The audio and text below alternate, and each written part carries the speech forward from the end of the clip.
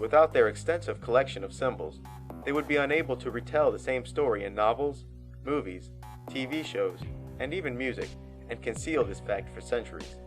The Illuminati are often accused of sun worship, but this is absurd. They have no interest in the ball of fire that traverses our sky. Their only interest is in the god or character that the sun symbol represents. So if you think that this eye or that pyramid is in a random place, think again. Never forget, it's only a symbol, and they can't afford to abuse it.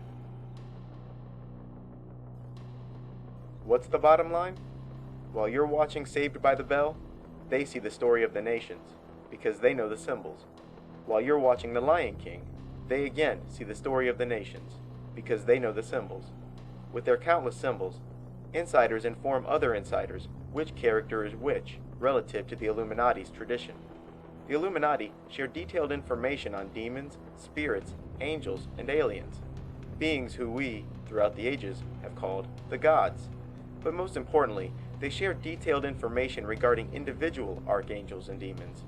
This tradition also includes their respective histories with each other, personalities, agendas, abilities, lineages, and loyalties.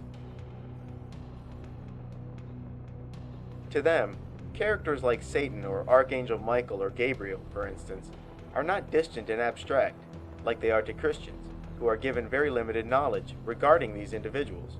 To the Illuminati, these characters are as tangible as politicians or celebrities are to us. Each of these gods has their own history, personalities, etc.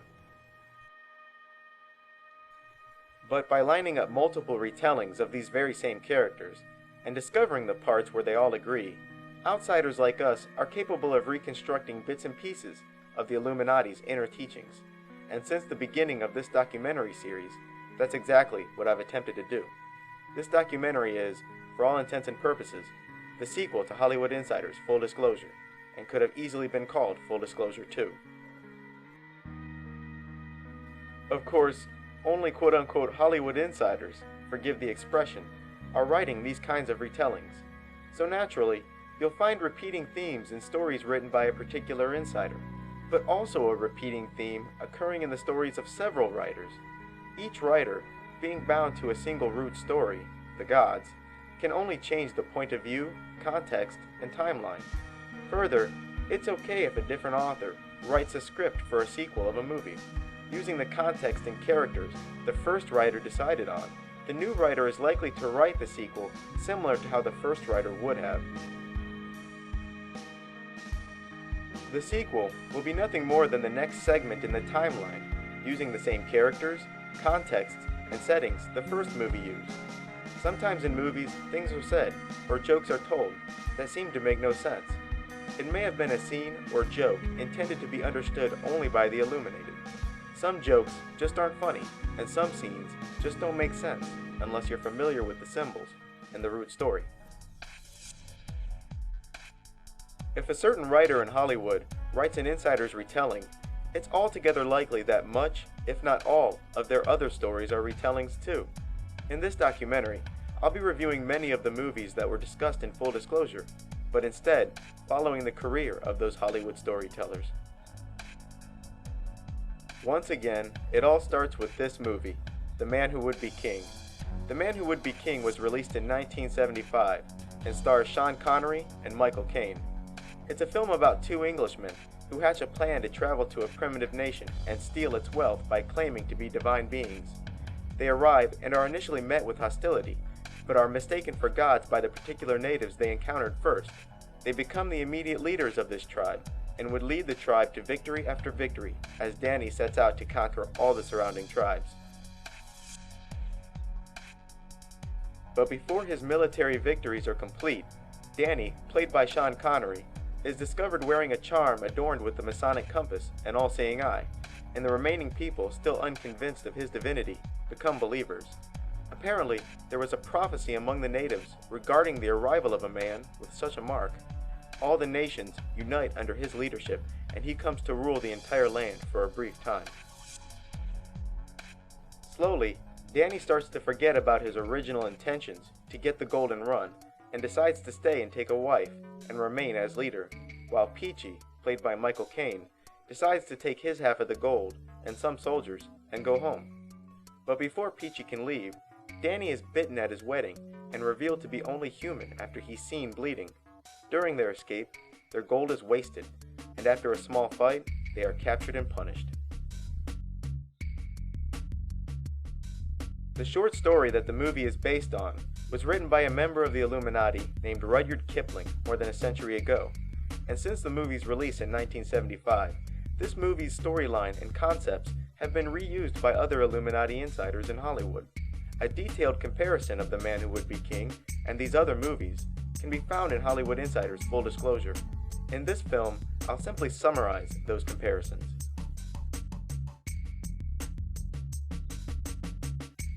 From the outside, which is the same as not being familiar with the symbols, it appears that the following movies are blatant rip-offs of The Man Who Would Be King and each other.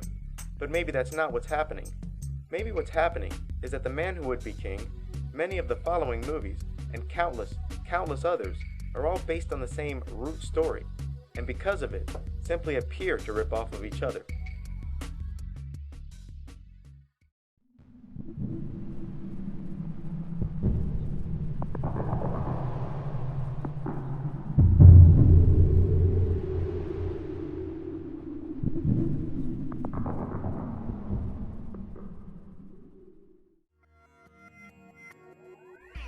Our first offender is Roland Emmerich.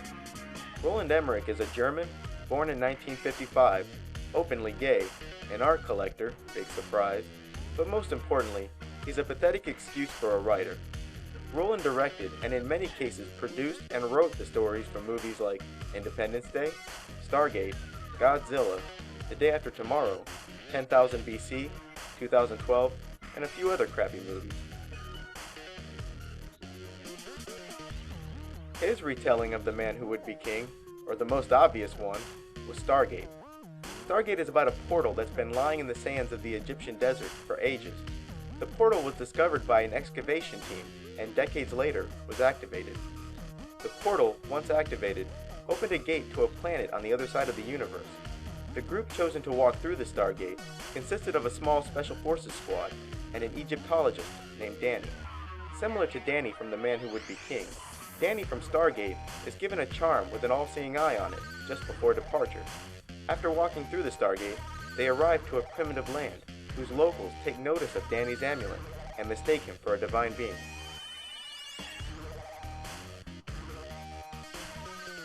After a series of events where most of the soldiers are killed, the local people all unite under the leadership of Danny and the remaining soldiers. Eventually, the sun god Ra, the antagonist of the movie, is killed by Danny and Jack. Afterwards, Daniel decides to stay and take a local for a wife, rather than going home through the Stargate with Jack and the remaining soldiers. There are even some scenes in the movie that appear to deliberately draw from The Man Who Would Be King.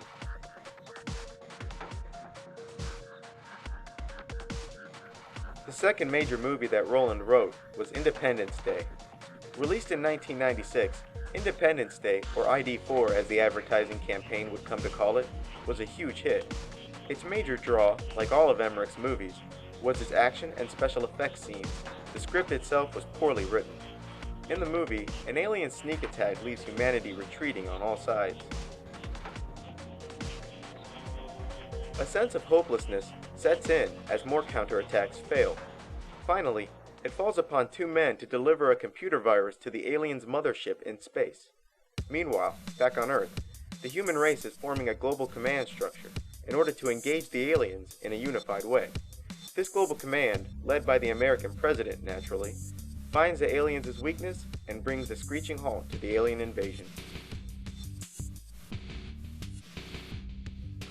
The Day After Tomorrow, released in 2004, was everything we've come to expect from Roland